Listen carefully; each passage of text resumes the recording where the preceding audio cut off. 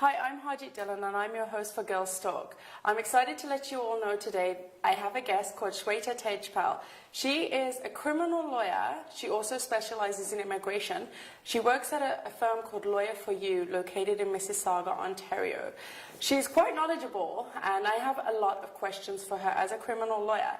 You know, there are times when you will need a criminal lawyer. You may think that you will not, but anything could be a crime, and it's always good to know your rights in getting a lawyer. So let's go over to Sweta. Good morning. Good morning, Sweta. So I am excited to learn a lot from you, and I'm sure our viewers are also excited. My first question to you is criminal law something that you've always wanted to do? Yeah, so I have an undergrad in criminology and justice, and I've wanted to do criminal law since I was in high school. I was always intrigued by how the criminal justice system works. I believed in advocating for people who don't or necessarily cannot have a voice for themselves. And yeah, so that's what led me into criminal law. And why did you choose criminal specifically? Well, the rules of evidence are quite complex and they're always evolving. To walk into court and advocate for my client, that's what intrigues me. To walk in and make submissions on serious, complex cases, to have debates on things that matter with my colleagues in the office, and then go to court.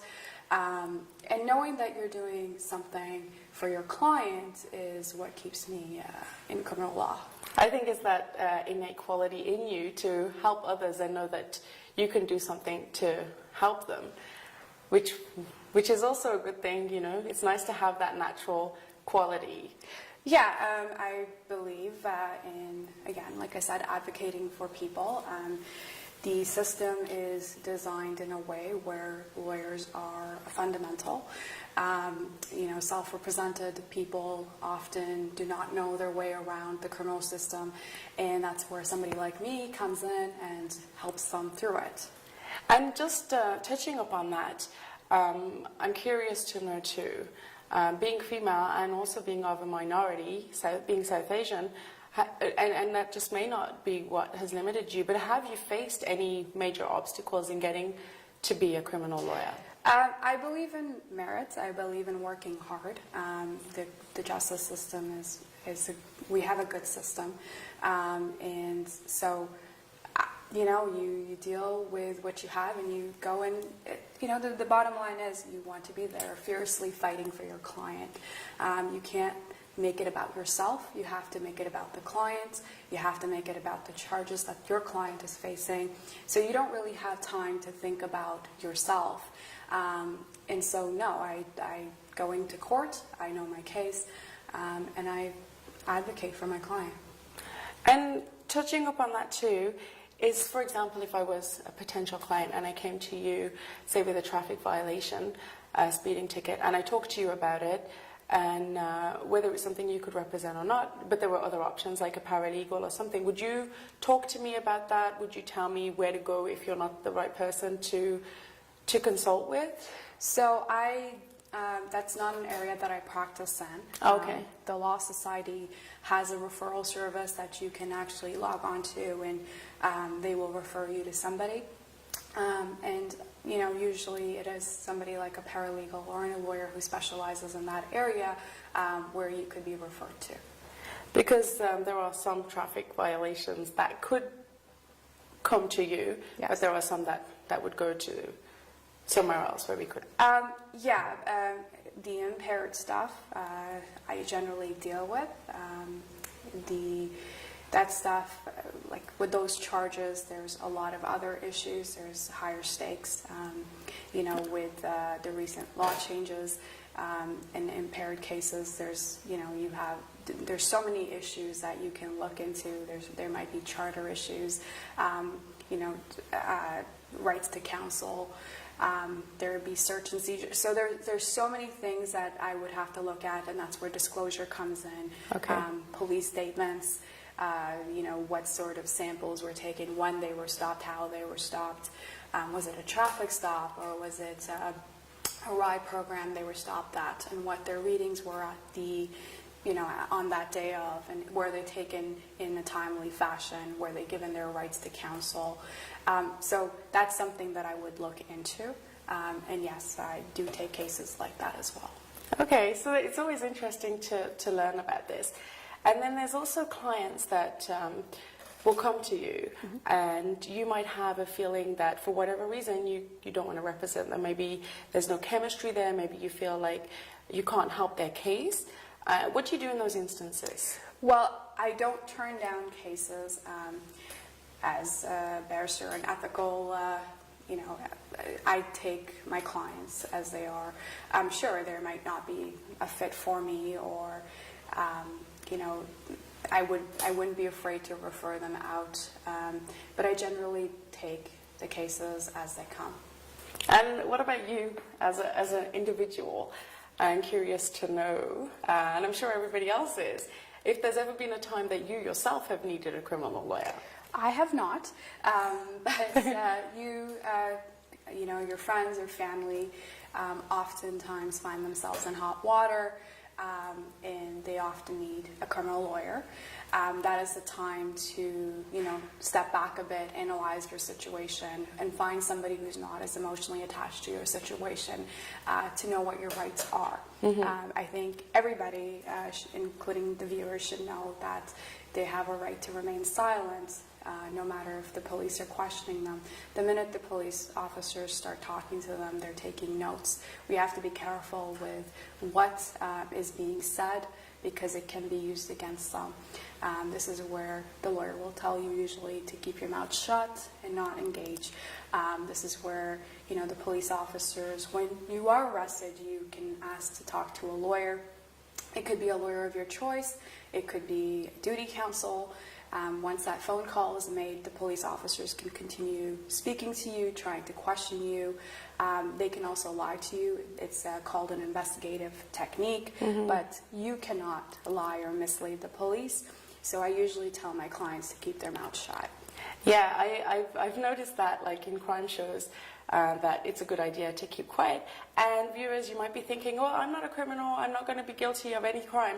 You don't have to be guilty. You could just be a suspect, and you could be called in for questioning. You could be under arrest because there's evidence against you. So you might be innocent, and that's when Sweta services would come in effect, and they would help you. So then at that point, say if I'm an innocent bystander and I've been called in for questioning, or I've been placed under arrest, which I know are completely different things. Yes. But how much time do I have to consult with you?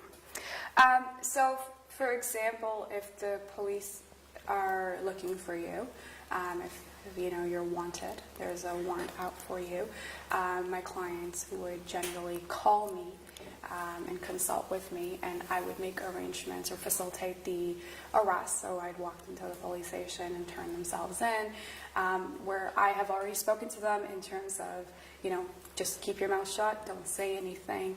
I've advised them that, like I said earlier, they're going to use investigative techniques. If there are co-accused, they will use one person against another, saying, this person's already spoken, why don't you tell me your side of the story to get you out? Now, if you do decide to talk, there's, remedies such as, whether the statement was made voluntarily, whether there were made in oppressive circumstances, but that's all like tribal issues that would come up later at a later stage. But for now, my biggest advice, no matter how much you want to tell them your side of the story or how angry you get, and I notice that in domestic situations where, sometimes the wives charge their husbands, and the husband really wants to tell the side of the story, in particular if like he just sponsored her, or there's family law issues that have come up, they want to get their side in. And that's where it can get dangerous, because you're letting the police know a lot that can affect your case later in the stage. And I totally second that too, because the second you start talking a little bit, you give the police an inch, they will take as much information from you as they can. And even if you're innocent, they can twist it, and you're answering questions That's right. in a way where you're not trained to, which is why, remember, Sweta's amazing advice is to keep quiet and wait until you consult with a lawyer, whether it be Sweta or another criminal lawyer. Just consult with them before you do speak. And then on that note too, I'm curious to know if there's anybody you've ever had, a client, where you've told them not to speak after they've consulted you and they've actually gone against your advice. Yeah, so you can only advise your client. And as I said earlier to the viewers and yourself, that when that happens, the thing we would look at is what circumstances were created by the police for the statement to occur, and whether it's damaging or not. I mean, if my client is giving just a narrative, is it really worth fighting it in court if the same thing's going to come out if he's testifying? But most importantly, if there were oppressive conditions created by the police, if the police didn't give him the rights to counsel, if there was no phone call made to a lawyer, whether something was promised in exchange for the evidence that would come out making a statement. Those are all things that we would look at a later stage before trial, to see if there is anything there. And like I said, you have to keep your mouth shut, because oftentimes I feel most accused people are civilians. They don't understand the law. They don't understand why questions are being asked. They don't understand what can be made out of making a statement, So, and they try to piece things together as well as to why the questions are being asked. Remember, the police officers have been trained to do this. They understand the techniques to get to people. So if you can, just remain quiet. Yeah, I'm going to remember that. I know when you're in that situation, it's hard to think because you're hot-headed. There's so much going on, and you just want to talk. But I am going to remember that. Hopefully, I'll never need that advice. But I think it's a good takeaway even in just any normal situation when you're somewhere, somebody's accusing you of something, and there's lots of people watching. It's just always better silence is always golden. Correct. Yeah. So leave it to the trained professionals to do the talking. Yes. Just a rundown of criminal and what it means, what different types of crime. I mean, I know there's a long list of crimes that you do defend, but if you could just give us a breakdown of some crimes that... criminal can range from theft. Yeah. It can range from fraud. It can, range from domestic violence cases. Kidnapping, murder, uttering of death threats. Those are some of the things that I would do. Sexual assaults are a big thing. And this is where immigration often gets tied down as well, because in my experience, I'm finding that a lot of cases from sexual assault or domestic are coming from right after somebody's sponsored and they're a permanent resident, and they don't want to deal with their spouse, and sometimes that's the easiest way. And so this is where my immigration experience comes in. When the client walks in and says, I've been charged with such and such, I'm also an immigrant, a permanent resident. What are the consequences to being convicted or pleading guilty to this? And I sit down with them and explain everything thoroughly and the effects it could have. Because I also tell them that simply to get it over with, you shouldn't be pleading guilty either. Pleading guilty to a charge and having a conviction from that can have long-term consequences. They're not short-term, and I don't think people fully understand that. They don't like being in the courts. Nobody likes being in the courts except the lawyers and the judges. They go into court, they have to wait there. It's not a pretty environment, so sometimes they feel pressured into pleading guilty. And that's where, again, having the lawyer with the skills to walk you through the system so you're not feeling the anxieties helps. With me, my practice generally is, if there is a resolution position given, I do not generally speak to my client in court. I ask them to come back into my office where we weigh the pros and cons of everything, where we discuss trial strategies. And I feel like it helps clients understand their rights a little bit better. That way they can go home and discuss it with their family, think about it, and then come back and instruct me to do something for them. Once they have a little bit of knowledge, it's easier for them to... That's right. To work, for you two to work together. That's right. There's so many more points that I actually want to touch on, but right now we're going to take a short break, so we'll be right back.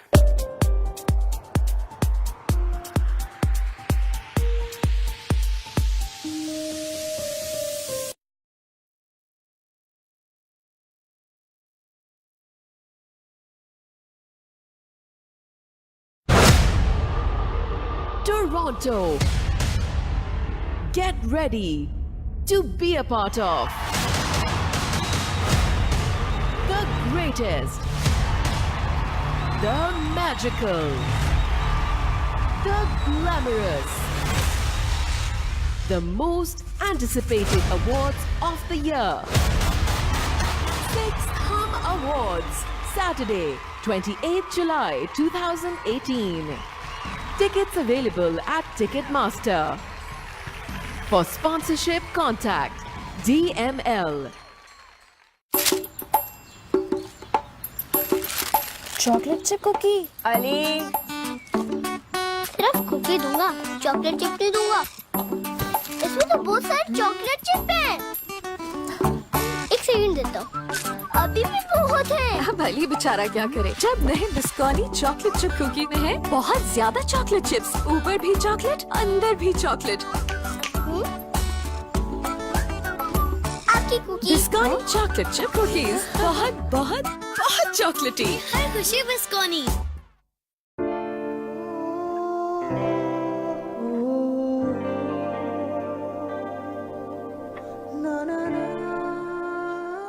Are you sure about it?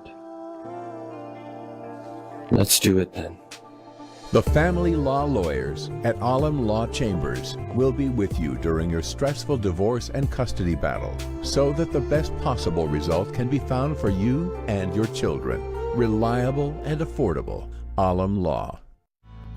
This is the world of internet. You have everything on your computer and mobile screen. If you wish to promote your business through internet, especially to perfect target market, then you have just one reliable name, NJ Marketing, offering various marketing solutions like social media marketing, telemarketing, email marketing, search engine optimization, graphic designing, web designing and development, and mobile application development. So call now at 647-824-1485 or email at njmarketing15@gmail.com or log on to njmarketing.ca.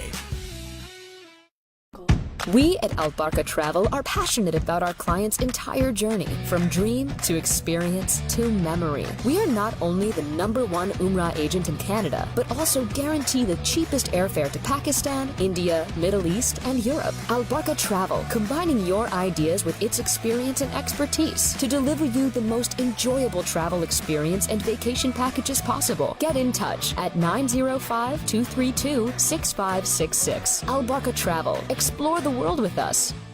An exclusive multi-designer studio specialized in wedding planning services, bridal wear, casual party wear, jewelry, shoes, purses, dupattas, men's and kids' clothes. You name it, we have it. Some of the Pakistani designer labels we carry are Semi-K, Agha Noor, Sana Safinaz, Anas Abrar, Zainab Chutani, Wahaj Khan, Fatma Khan, and many more. Parahan, sheer elegance. We believe in quality service and best price. You can contact 9075 Derry Road West, Unit Number 1, Milton, Ontario. रंग वाली भरम वाली news वाले views वाले भेल वाले mail वाले कराची वाले खैबर वाले लाहौर वाले पिंडी वाले इन शॉट पूरे पाकिस्तान वाले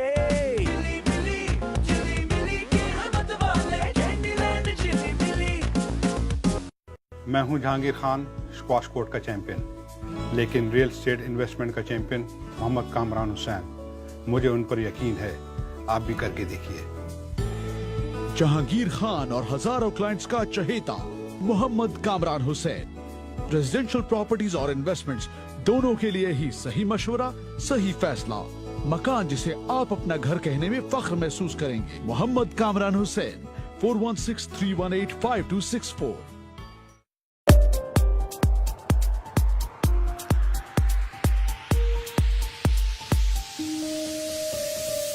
Hi, welcome back to Girls Talk, again with our guest, Sweta Tejpal, a criminal lawyer and immigration lawyer also. And we were just talking before the break more about the criminal justice system, but we didn't quite go into details of how it works from the moment you're maybe charged to the moment you could be released or detained. If you could just kind of walk us through that a little bit? Sure. So the next step would be a bail hearing. An accused person is brought before a justice of peace, where they're either released on a consent with a surety, a promise to appear, or an undertaking, or there's an actual surety. It all depends on the case, and the Crown prosecutor screens it initially. The accused provides some sort of a plan for where they will be, where they will reside if they're employed. So there's the bail hearing stage. After that, they're usually given a first court date where disclosure is usually provided, and that's the case against them, which can, again, they can range from photographs to medical reports to police statements, complainant statements. Anything that the state has against them is usually provided. From there, the next steps would be running a Crown pretrial, speaking to the Crown to see what the Crown's position would be. Then the next steps would be a judicial pretrial, which is usually a meeting with the judge and the Crown attorney. And from there, your client is either diverted out of the system, depending on the charges, or there is something called a peace bond in domestic assault cases, or any sort of an assault situation where your client might be eligible for an 810, or you set it down for a trial. From there, if your client is, if the Crown is proceeding by indictment, or it's an indictable offense or hybrid, there's Ontario Court of Justice, there's Superior Court of Justice. Your client has an option of going up to Superior Court of Justice, where they can go through a preliminary hearing or a discovery to test the Crown's evidence. And from there, you go in. If they elect to go to Superior Court, they can do that, where the option is have a trial by judge alone or judge and jury. Yeah, and if you do watch crime shows, you will be familiar with having a jury represent cases, and they tend to do that often in the crime shows that I've watched anyways. Yes. So then you mentioned that the juries are available in Superior Court if that's what they choose. So is there any point when you have somebody who's consulting with you, will you guide them and give them the right advice specific to their case about whether a jury is the best bet for them or not? So usually my clients and I sit down together, review the disclosure, see if Superior Court is a better option for them. 11F of the Charter says anybody who's, might possibly be punished for 5 years or more, they're entitled to a jury. And it just depends on the case. It's a case-by-case thing. There's no set formula for whether you should have a jury or not. So that would depend on the disclosure and what my client's instructions, pretty much. Because I know just from personal experience myself, when I was actually new to Canada, I was selected as a potential juror. So I had to go into the court, go in front of the accused. There was a lineup of us. And then they ask you certain questions. Unfortunately, I couldn't be a juror at that time because I already had travel plans booked. So there was an option for me to let them know. Right. But I know personally, and I'm sure a lot of you do too, is that once you're selected as a panel for the jury, you have to be there. It's the law. Yes. And in your experience, have you ever had that experience where you've been a juror? I cannot because I'm a lawyer. Before you were a lawyer? No, I have not. Oh. And it was because I was doing criminology, so I just would never be called. But I have done plenty of trials where I've picked juries. For minorities, there's a Parks application, which is a challenge for cause. It gives the accused an extra bit of cushion to ask their jurors whether they can assess the case before them and come up with a verdict without biases attached to it. And that usually gets them to see how the jurors are reacting to the accused person. It's a benefit for the minorities that's available for them. Yeah, and I know because when you have a judge, just in my own personal opinion, I mean, of course, if I was in that situation, I would consult with you to get the best advice. But then I would always think, like a jury, because there's so many different people, different opinions, there's more of a chance that, yes, you know, that it will be a lesser charge, or there will be more people he'll see your side of the story and favor your plea, or I don't know all the... Usually, if it's more fact-based, I would go towards a jury. But if it's something that's where it's just a strict question of the law, I would not go with a jury, because, you know, I think that's a question that the judges are fully capable of answering. That's right. When it's more factual, you have more of a chance to be able to relate to the jury, have the accused story be told, and for them to assess it and analyze it. When it's more of a law or a legal principle question, the judges, you know, our jurists are fully equipped with that, and that's what makes our system so great. Yeah, and you know, just like actually listening to your answers and comparing the difference between you and I, because I haven't studied criminal law, while I might be familiar with certain law, right? Because I have had my experience at the courthouse, so just having a little bit of knowledge, but it still wouldn't make me a suitable candidate to represent myself, because in my experience I find that judges will always respect a client more when they do obtain a lawyer, because a lawyer knows the right terminology to use, they know the law back to front, and it's easier for a judge to work with a lawyer. So even if you can't afford a lawyer, there are ways and options, and I think you should just seek out all the options too. Well, I don't necessarily agree that the judges respect you or not respect you if you have a lawyer. I think the criminal justice system, the way it's set out, is phenomenal. They have JPTs, which judicial pretrials, self-reps, and I say self-reps, but self-represented people who don't have lawyers or who cannot afford lawyers. They have, you know, systems set up, and I think the judges treat them very well. Okay. Yesterday I was in court, in an addictions court, where, you know, I saw a judge, you know, treat a self-represented person dealing with addictions very well, with respect, encouragement to keep going. And that's what makes our system so great, is that there are no biases. You know, cases are not tried in the media. You know, you walk into court, you know that it's going to be somebody impartial. You know, with a click of a tweet, you're not going to be convicted. And the presumption of innocence still exists, and the burden always rests on the state. In terms of self-represented people, it's always wise, like you've said, to get a lawyer. Legal Aid Ontario often provides certificates. It's a strict financial test now. It's difficult sometimes to get it. Youths can go before a judge and get an order for legal aid to be provided. There's also Justice Net. There's also Unifor for certain people that can get money through them. It's not entire coverage, but I'm also on those panels because I understand that not everybody can afford, you know, representation, and we want to try our best to get them that representation. Work with payment plans with your lawyers. That's always an option. But again, it really depends on the case at hand and what your client is dealing with. I do like how you corrected me, because you are right. The judge maybe doesn't look down upon clients who are self-represented. It's just some stuff that I've heard from other people.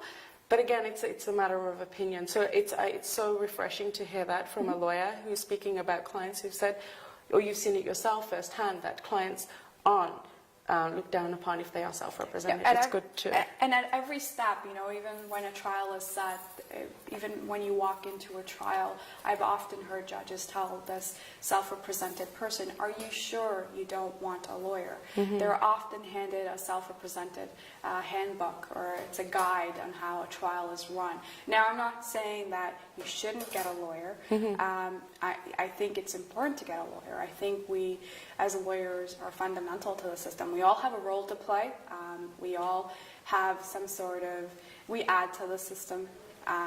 You know, also with sitting down with your client and explaining the procedure. These are civilian people. They, you know, yes, Google search and everything, but I do not, in my opinion, I don't think that it serves them anything, because when you're in court, so for example, I've done the 486.3 appointments where clients cannot afford representation. So the Crown usually brings an application for a lawyer to be appointed to cross-examine the other side, and that's usually in domestic situations or sexual assaults. And self-represented, you know, accused people usually have a hard time with the rest of the trial, because they still have to decide whether they're going to testify.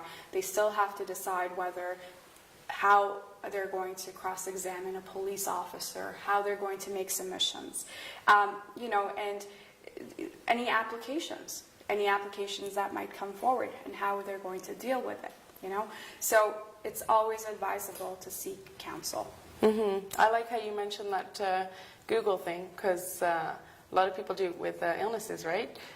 Dr. Google, I call it, is that people self-diagnose, but I refuse to self-diagnose. I will possibly go on the internet and get a little bit of knowledge, but I never take that as a matter of fact, because every situation is unique, and you do need a professional. I know that we are like rushing through it, and there's so much to learn. Yes, there is. So I kind of just want to get your opinion too on high-profile cases. Is that something that you would shy away from, or is that something that you would want to do? So whether it's high profile or not, anyone that comes to my office, I would represent them. I would represent them fearlessly and vigorously. I think that is a job of a lawyer. It's when we take our oath. We don't need to differentiate between, you know, caste, status, money. I think we need to, as lawyers, defend anyone and everyone, whoever needs our help. Well, it's good to know. Yeah, because I always wondered, when it's a high-profile case, there's so much more pressure on you, especially if you're in the media, or you know that your name's going to be everywhere, to, quote, win the case. And some people, they would just be scared of that kind of pressure. We don't know what it's like, because we're not all in the same shoes that you are, to know whether we could take that on or not. But you have to remember that it's not about you, it's about your clients. And I think you just can't focus on those things. It doesn't matter what the media is saying, or the cases are tried in court. And that's what you have to remember. I love your outlook. I mean, you know, I'm so interested in learning all about this, and knowing you before you actually became a lawyer is great, because I've seen you evolve, and that's why I like learning from somebody who I've seen evolve into who you are today. Thank you. So I just want to get your opinion on one more thing, and that's about crime itself. With the evolution of technology on a whole, what's your personal opinion on that? Do you think that crime has increased because of technology, you know, with the online predators and things like that? Or do you think it's about the same, or do you think it's a safer world? Well, I don't necessarily think that crimes increase. I think we've become more aware as a society with the evolution of internet on our fingertips, and it's ever evolving. So cybercrime, which was, you know, not so evident before, has become more evident with, you know, youths being in school, and there's, you know, click over Facebook, you can ruin somebody's reputation, or you could attempt to bully them by just changing your name on the internet. And, you know, stalking has become a thing. You know, cybercrime and voyeurism, you know, just a youth having a photograph, you know, of a female. And that's, you know, all of a sudden you can find yourself charged with something. In terms of child luring, make arrangements for sexual purpose, where, you know, police officers are sitting on certain websites just, you know, monitoring the system to see if anybody is doing something that they shouldn't be doing. Child pornography, it's not just possession now. If you've accessed it, that's a separate charge. Distributed, just you sending it to somebody, that's distribution. It's not, when we think about distribution, we think you're going to walk into a room and there's going to be a billion DVDs sitting around with copies of child pornography. It's not the case anymore. Just somebody sending it over the internet, it's distribution. Having a copy on a USB is distribution. So I think with the increase of the internet usage, technology, I think we're more aware, and it's easily detectable. So police officers have more investigative techniques now to see who is doing what. With a simple IP address, they can find out where you live and then conduct a search from there. So it's ever evolving, and we take it as it comes. I like hearing that too, learning that there are things that police do behind the scenes, because sometimes we don't know that they are actually monitoring certain sites to find the criminals before they become criminals, which is always good. I actually want to kind of turn off the topic of crime now, and look at you as a person. I mean, you're a phenomenal person. You have so much knowledge on this, and just as a person that I know you personally, thank you. You're a great person. I want to know who's inspired you to be who you are. Well, my parents. As parents, they have come to another country. They started their life here for a betterment. My mother has pushed me to become the woman I am. There's no differentiation between a boy or a girl. She thinks I'm no less than, she's encouraged me to do better every day. So I would say that my parents are my biggest inspiration. I love hearing that. It's so refreshing, because I know as a South Asian myself, there is, the world is changing a little bit, but there's always been that balance between gender inequality in our culture as a cultural issue. So it's really nice to hear that your parents have raised you in such a way that there was no differentiation. There was no discrimination, and my mother still says that till today. You can do anything that a boy can. So I've taken that to heart, and I work hard, and I try to do the best I can at the same time. And I know that you speak a number of languages. I'm limited to just English and a little bit of Punjabi. I understand it, but as a lawyer and just in personal, how many languages do you speak, and which languages do you speak? So I speak Punjabi, Urdu, and Hindi. So those are the three languages that I... And then English as well. And then English as well, yes. Which we are seeing that firsthand. Yes. Which is, it's very good to know that, because a lot of the viewers, they don't necessarily speak in English. Yes. And they can consult with you in any one of those languages. So remember that, Urdu, Hindi, Punjabi, and there's also English option available too. Yes. Especially because we're in Brampton. I find that the courthouse is full of people who sometimes cannot speak the English language, and they struggle with it. And it's beneficial also because when we have the interpreter services, and we have great interpreters, but sometimes we find that things might not be being interpreted in a correct way, or there's certain nuances is missing. So the advantage I have is that I can actually understand and perhaps make my questions or ask them in a way where it helps bring out, the thing that my client is actually trying to say. So that's another bonus for me. Yeah, no, and I because I do find generationally as well, because more and more people are being born in Canada as well, that the language barriers are there, and it's always refreshing to meet somebody who's in fields that still speaks the languages, the mother tongues. It's a benefit for sure. And then as a criminal lawyer, what do you find is the most rewarding thing about your career? Well, I would say that, each time you deal with a difficult case, whether it be in criminal law, whether it be in immigration, you see that, for example, in immigration, you see the sponsorships, and you try to work on the hard ones that have often failed, and you take them to the appeal stage, and you see somebody get through the system. And you know that they should have gotten through the first time, but because it was a poorly done job or something, they're stuck now, and their wife is or their husband is sitting in another country, and it's like 5 years later. Reuniting those people, it's often very rewarding. Or in family law where there is a really nasty custody battle, reuniting the children is something that's very rewarding. Dealing with youth on its own is very rewarding because, oftentimes the youth justice system actually gives rehabilitation a first priority. We want to make sure that if a youth is charged, they don't come back and they're trying to make a better life for themselves. So those things are very rewarding. And each time when you work hard, you can't guarantee results, but you have worked hard for your clients.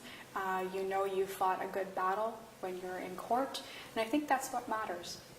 Yeah, that's so touching to be involved in the growth of somebody and potentially put them on a better path in whatever way, shape, or form. It must feel so amazing. Yes. I can only imagine. And then talking about your future, because you have a long way to go ahead of you professionally and personally, what do you see? What are your plans for the future? Well, in terms of career, I want to be a better criminal lawyer. I think we never stop learning. Our career is such that we need to know everything about everything. So I believe in taking courses, keeping myself up to date with the law, so I can be effective for my clients. I want to keep moving in that direction and help the people who don't have a voice. I think that's something that anybody should thrive for. Yeah, I think it's really important, and I do find as well, in living in Canada, there are a lot of people that don't speak English, and they struggle. So there are services that Sweta can help you with because she speaks certain languages. So don't forget about Sweta Tejpal. Tell us how we can reach you. Yeah, so it's 416-900-6999. The website is www.lawyerforyou.ca, and you can reach me on my personal cell, which is 647-933-0320. And hopefully you won't need to call, but you just never know what situation you're going to be in, right? Yes. I am so honored to have had you as a guest today. Thank you, and thank you to the viewers as well.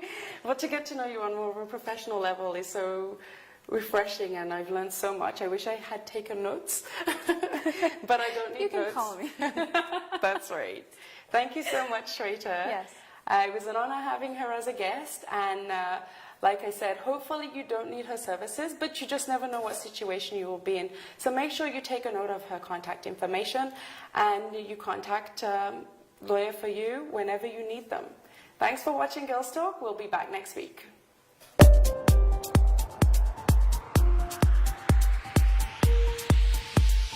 Yeah.